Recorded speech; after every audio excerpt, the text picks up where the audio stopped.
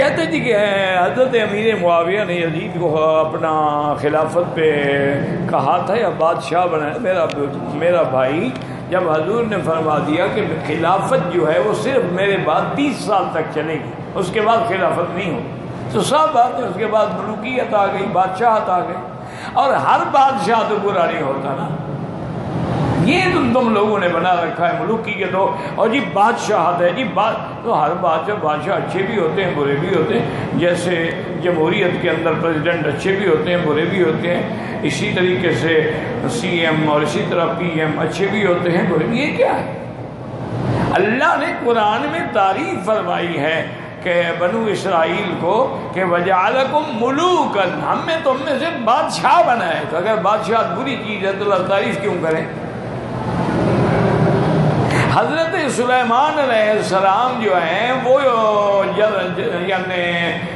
صدر نہیں تھے، وہ وزیر اعظم بادشاہ تھے، حضرت سلیمان علیہ السلام بادشاہ تھے، حضرت داؤد علیہ السلام کو اللہ نے خلافت بھی دی اور بادشاہت بھی دی،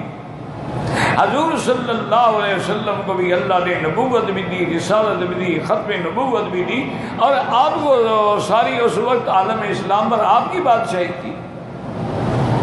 اس لیے یاد رکھیں